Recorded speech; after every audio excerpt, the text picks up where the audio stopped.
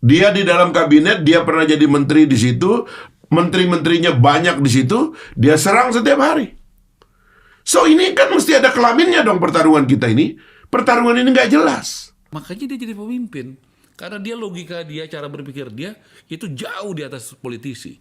Kalau politisi bisa kayak begitu, harusnya sudah jadi contoh sebelum-sebelumnya. Nggak ada contoh begitu kok.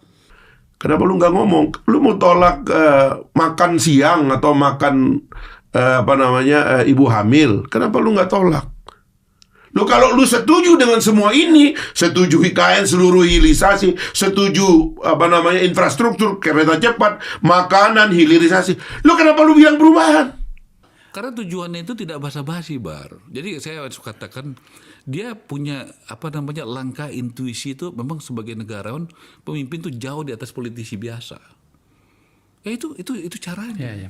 Oke. Rakyat tuh pengen, ini yang saya bilang ya, kalau kita debat sistem ya, saya bisa kritik sistem ini lebih daripada Pak Mahfud MD. Karena dari awal saya sudah kritik ini, saya sudah ke MK dan sebagainya. Tapi karena kemudian elit-elit ini mungkin melihat sistem kayak beginilah yang menyebabkan mereka punya peluang, akhirnya nggak diperbaiki dan akhirnya mereka jadi korban. Dan rakyat apa? Rakyat pengen cepet kok. Kan Pak Prabowo cerita sama saya, sebagian pendukung saya menganggap saya pengkhianat.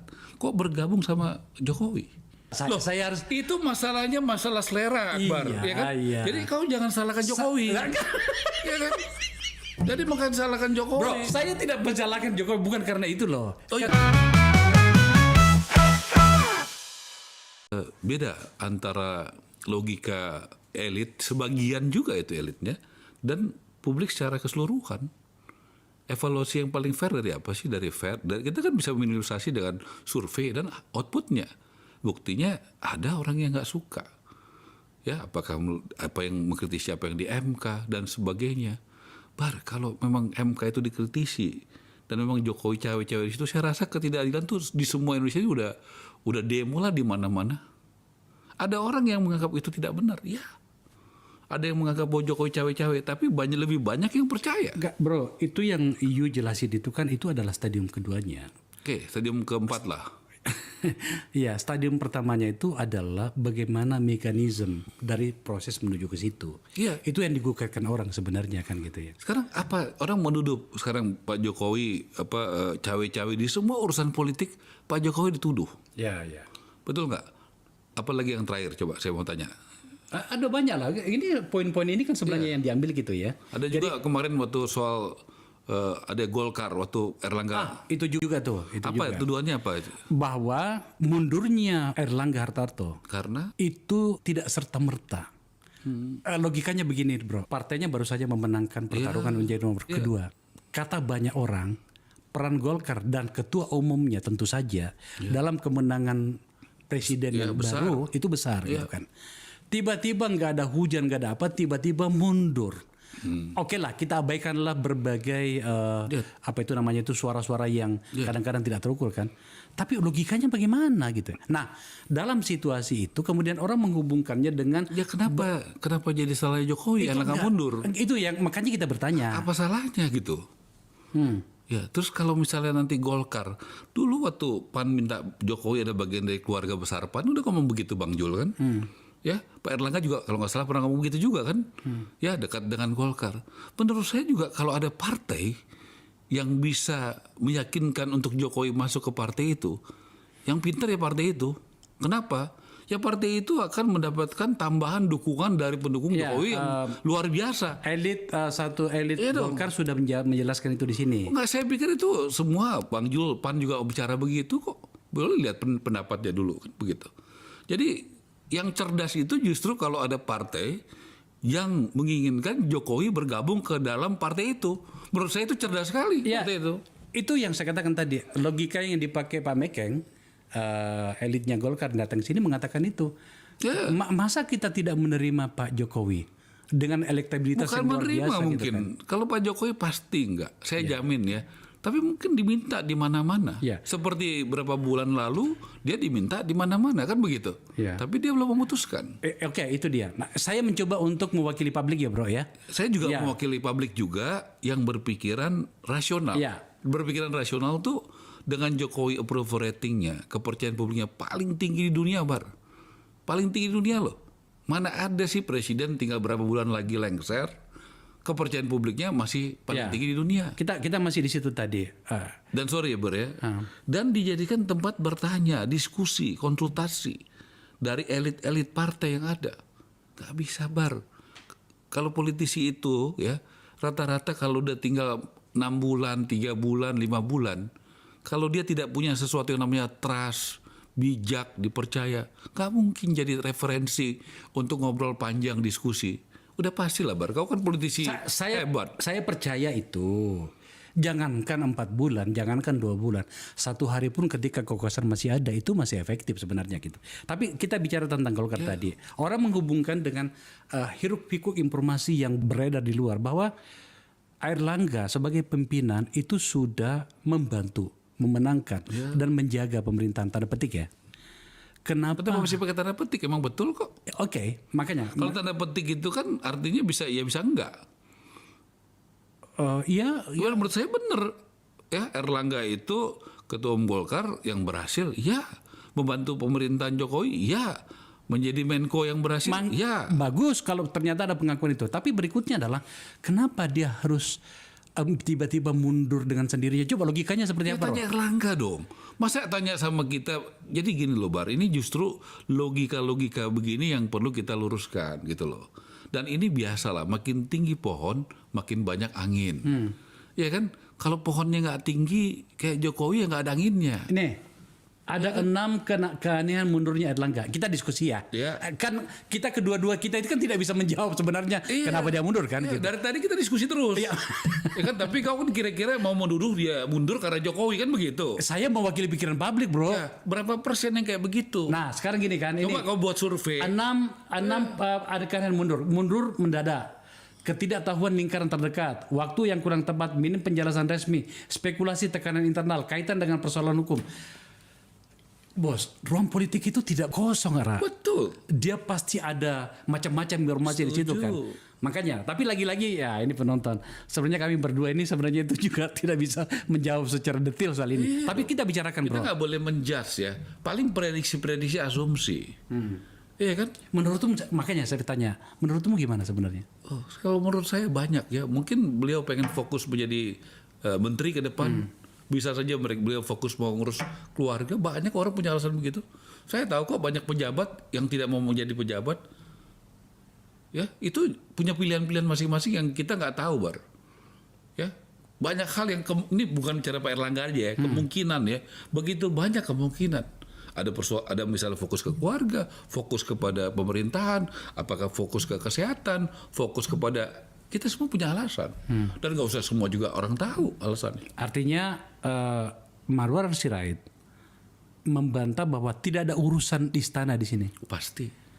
Kalau kemudian setelah nantinya pada saat tanggal 20 nantinya ya. Ini pada saat kita ngambil gambar ini belum tanggal 20 nih. 20 apa? 20 Agustus nantinya akan Munaslup. Oh iya. Ternyata memang apakah Pak Jokowi secara langsung ada di situ dalam posisi apalah gitu kan, atau dengan orang-orangnya, katakanlah Bahlil yang disebut, itu pun tidak bisa dianggap sebagai bagian Siapa yang dari... bukan orang yang dekat sama Pak Jokowi, calon ketua umum Golkar pengganti Airlangga? Sebut siapa? Siapa? Ya kau sebut. Bahlil. Dekat. Siapa lagi? Agus Gumiwang. Dekat menterinya. Oke. Siapa lagi? Ya, siapa kau yang bicara? Pasti dekat lah, bro. Ya makanya dekat. Kan tidak mungkin kan dia cawe-cawe masuk ke Golkar misalnya, siapapun orang itu mau jadi apa Ya, makanya dekat kalau semua tidak kan. dekat. Siapa lagi? Bamsud dekat. Iya, oke. Semua dekat. Apa maksudnya? Maksudnya adalah ya semua hubungannya dekat seperti Pak Airlangga ke Pak Jokowi. Pak Jokowi ini yang nggak dekat aja jadi dekat. Mau contoh? Lawannya 2 kali namanya Prabowo. 2 kali bertarung waktu Pilpres 2014-19. Ya, 2019 itu kan namanya langkah strategis dan bijak. Makanya ini Pak Jokowi ini orang yang diberkati. Dia bagaimana mengajak Prabowo lawannya menjadi bagian dari pemerintahan. Dikasih menteri pertahanan, bukan menteri yang nggak jelas, Bar. Iya. Triumvirat tuh kalau ada apa-apa Menlu, Mendagri sama menteri pertahanan. Saya rasa belum pernah ada sejarahnya di Indonesia kayak begitu. Jadi jangan pikir kita, ya makanya dia jadi pemimpin. Karena dia logika dia, cara berpikir dia itu jauh di atas politisi. Kalau politisi bisa kayak begitu, harusnya sudah jadi contoh sebelum-sebelumnya. Nggak ada contoh begitu kok. Kita kan bukan baru sekali ini aja ada Pilpres. Kenapa baru Jokowi yang bisa merangkul Prabowo kayak begini? Merangkul Pak Prabowo itu bahkan sebenarnya itu orang yang menganggap itu sebuah kebesaran jiwa ya. Ya, mungkin kau nggak setuju. Kau juga kan mendukung Jokowi juga kan? Iya. Kau belum tentu setuju kan? Di dulu itu aku Ya, tidak nggak setuju kan? Iya. Kenapa kau nggak setuju? Banyak macam pertimbangan. Pak. Apa? Sebut satu. Salah satunya adalah dari setidaknya pada buku yang saya baca Apa? bahwa seharusnya karakter dalam pemerintahan itu ada dua, Apa? pemerintah dan oposan. Kita berpikir waktu itu Pak Prabowo akan menjadi counterpartnya Pak Jokowi menjaga demokrasi. Sesimpel itu sebenarnya. Oke. Sekarang kalau mau baca datanya, Bar, coba lihat, kamu semua kenal lah para survei hebat. Ada orang yang nggak setuju kayak kamu pada saat Jokowi merangkul Prabowo. Coba baca data-data tahun itu, karena langkah-langkah itu juga kita uji. Sebelum melakukan langkah itu, kalau Jokowi merangkul Prabowo seperti apa? Dan sudah dirangkul seperti apa? Saya terima, Bar. Bahkan Jokowi bilang sama saya, Oh iya, sebentar, bisa nggak? Sebagian pendukung dia nggak setuju. Kok merangkul lawan? Kalau udah tahu begini, ngapain kita mesti pemilu? Banyak pendapat begitu. Yang kedua, ya kan, Pak Prabowo cerita sama saya, sebagian pendukung saya menganggap saya pengkhianat. Kok bergabung sama Jokowi? Ya. Tapi percaya Akbar, ada yang kayak begitu. Ada yang nggak setuju Jokowi bersama Prabowo bersatu, ya. Tetapi jauh lebih banyak yang setuju. Jadi saya mau mengatakan data yang benar. Kita kan diskusi mesti berkualitas nih, pakai data. Silakan diuji. Pertanyaannya ya, apakah Anda setuju waktu itu ya, kira-kira 5 tahun lalu? Jauh lebih banyak yang setuju mereka bersatu. Karena bangsa ini pada dasarnya ingin pemimpinnya rukun, yang tidak pidato-pidato ya. Banyak orang pidato-pidato, rukun bersatu, tapi kerjanya mengajakin berantem terus. Ya, logika yang dipakai oleh Pak Jokowi waktu itu adalah menghindari keretakan bangsa. Benar nggak langkah itu? Oh iya. Makanya kan saya bilang waktu itu logika dan argumentasi itu kita terima. Tapi kan kita bukan tujuannya. Iya.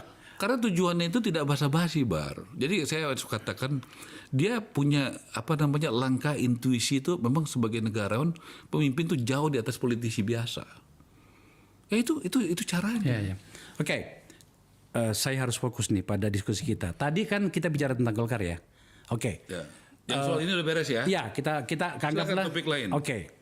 Ini masih Gimana tuduhan Jokowi itu cawe-cawe atau apa? Aku mau jawab semua. Tenang. Saya yang arahkan. Aku mau kasih satu ya. Tadi ada yang tapera ya. Tapera baca ya. Apa itu? Tadi ada tapera yang dibatalkan. Nah ini. Ya.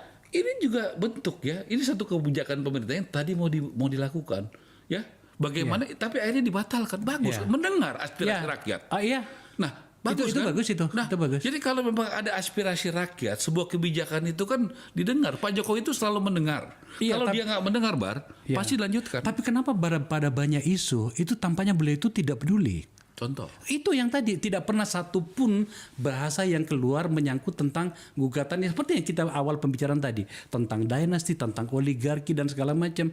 Kita pengen mendengar itu sebenarnya. Sorry ya, Bar. Hari ini Bobi ya itu surveinya paling tinggi di Sumatera Utara. Kalau dia nggak bagus jadi wali kota, dia pasti kalah. Bilang aja dinasti. Mentang-mentang mantunya Jokowi, ya kan mau jadi gubernur Sumatera Utara. Emang enak aja. Saya yakin dengan data yang kami miliki, dengan persiapan yang kami miliki ya, Bobi akan jadi gubernur Sumatera Utara. Dulu juga begitu. Saya baru dari Solo tuh sama keluarga saya. Seminggu saya di Solo. Saya melihat dengan mata kepala sendiri bagaimana Mas Gibran selama 1 minggu saya lihat di sana bagaimana pertumbuhan ekonomi kerakyatan, pasar berubah, jalan, stadion, olahraga, kesenian. Saya lihat dengan mata kepala sendiri, Bar. Benar. Jadi, ayo dong, kita juga memang nggak bisa semuanya sama. Ini kan demokrasi.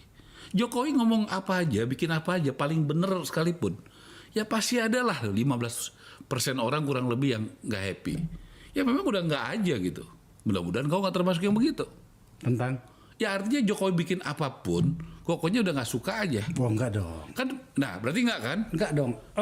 Tapi ada juga yang bagian. Iya. Nah, Di Akbar forum setuju saya nggak? ini- Ada yang begitu, ada setuju kan? Ada juga. Nah setuju, gitu. ada yang begitu. Kami Masa tentu- kita kalah sama orang 15% begitu? Setidaknya kan kita Nggak juga bisa terlibat dong. bos kan waktu di tim transisi kan. Iya. Bagaimana program yang namanya infrastruktur itu, menurut kami di sini itu adalah pencapaian yang luar biasa. Seharusnya kan dilakukan dari banyak masa Kau kan sebelumnya. terlibat membantu itu. Iya. Nah, oke, saya fokuskan. Ya, cuma ya tadi kan ada cerita sedikit kan. Iya. Ya kan? Benar kan, Jokowi kan sayang sama kau. Tapi kan masalahnya partai kau tidak mengusulkan kau. Kan itu aja. Betul kan? Sayangnya kita nggak bisa potong begini karena di sini nggak boleh ada yang dipotong. Iya kan itu aja masalahnya kan. Loh, Saya harus itu masalahnya masalah selera Akbar, Iya, ya kan? iya. Jadi kau jangan salahkan Jokowi. Iya kan? Jadi bukan salahkan Jokowi. Bro, saya tidak menyalahkan Jokowi bukan karena itu loh. Oh iya, ini objektif kan? Iya. Iya, Ini forum ini Emang adalah kau bisa jadi tim transisi kalau Jokowi nggak percaya sama kamu? Iya. Ya, jujur aja, bisa nggak? Saya pewawancara, Ra. Ya, oke. Ini kan katanya kesepakatnya 2 arah. Ini 2 arah, tetapi kan jangan bawa ke situ. Itu sudah menjadi personal ceritanya lu gimana sih lu? Kau punya cerita yang menarik. Iya. Aku membantu publik mendengar bahwa Akbar ini bukan hanya jago mengorek cerita orang, tapi cerita tentang dia juga banyak yang bagus, yang orang juga perlu tahu. Gue nyesel cerita itu. Itu bagus kan? Oke, sekarang kita tinggalkan Golkar. Oke, nah masih berhubungan dengan bagaimana Karena aku kemudian tanya satu. Sekarang kalau Golkar nanti minta Jokowi jadi ketua umum, jadi ketua pembina, atau Mas Gibran begitu, terus jadi tuduhannya yang menurun Erlangga menurun dia, itu yang tadi saya tanyakan, bro. atau itu karena cerdasnya Golkar? Oke, itu sebagai skenario partai oke lah atas pada orang dengan jabatan dan tingkat ketertiban yang luar biasa. Tapi boleh dong orang berpikir menghubungkan itu, bro. Siapa bilang nggak boleh? Makanya saya bilang 15% itu ini Jokowi bikin apa, Prabowo bikin apa, Gibran apa, salah aja semua. Kan tadi saya bilang kau bagian itu enggak, ya bagus. Oke, kita teruskan diskusinya, bro. Saya udah siapin catatan nih. Oke, tadi Golkar ya. Nah, narasi kemudian berkembang bahwa Pak Jokowi mau tidak mau harus memiliki kekuatan politik, terutama ketika lengser nantinya. Emang dia nggak punya kekuatan politik sekarang? Nah ini, saya teruskan dulu. Logika yang dibangun di publik itu ada bahwa ada banyak problem yang dimana kemudian kalau beliau tidak memiliki kekuatan politiknya nantinya itu bisa menjadi rumit situasinya bagi beliau. Maka Golkar harus diambil. Belum. Itu pikiran siapa? Oh banyak, makanya coba lu bisa baca di berbagai media, bro. Itu tuduhan. Ya tuduhan. Nah Tuduhan. Kalau mau begitu kenapa baru sekarang? Kenapa nggak dari dulu aja? Dan dia bisa jalanin 9 tahun 9 bulan tanpa menjadi ketua umum partai, baik-baik aja sama partai. Di DPR aman-aman aja. ya. Nggak. Jadi saya juga mau mengatakan logika dan fakta. Kalau saya pakai fakta loh. Apa 10 tahun di DPR ada apalah mengganggu Jokowi? Nggak ada kan? Beda dengan kita dulu kan. Iya. Ada pansus senturi segala macam. Padahal waktu itu Pak SBY adalah pemerintah. Lagi kuat-kuatnya lagi. Demokrat menang. Ketua DPR adalah Pak Marzuki Ali. Lo ketua DPR sekarang PDI Perjuangan kok bagaimana? Aman-aman aja. Oke. Iya, kau mau bantah omongan saya enggak kan? Bukan. Nah, Itu logikanya ke situ. Ya sudah. Jadi bahwa dia Dan tanpa dia menjadi ketua umum partai ya. dia membutuhkan kekuatan itu. 2-3 hari ini narasi yang berkembang itu luar biasa. Salah satunya adalah pidato Bu Mega dan pernyataan dari Mas Hasto bahwa ada upaya untuk mengambil alih PDIP dan kemudian gagal, maka kemudian larilah ke Golkar. Ini kan menjadi apa ya? Kita merasa ini apa sih sebenarnya informasi seperti ini? Saya rasa saya dengar kok ya. Kalau ada Pak Jokowi tidak ada pikiran untuk mengambil alih partai manapun. Pasti itu. Tapi logikanya mesti dibalik. Jangan-jangan partai yang membutuhkan Jokowi. Karena kepercayaan publik kepada partai rendah. Kepercayaan publik kepada Jokowi tinggi sekali. Kepercayaan politik ke DPR, masyarakat kepada DPR rendah. Tapi ke Jokowi tinggi sekali. Bro. Jadi jangan dibalik-balik, Pak. Siapa butuh siapa nih? Ya, kalau itu sih clear.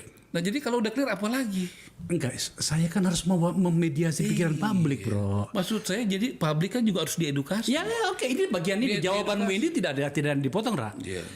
Termasuk yang tadi kan, Iya. bagaimana Pak Jokowi sayang dan percaya sama kau kan? Iya. Cuma masalahnya partai kau tidak mengusulkan kan begitu aja. Iya.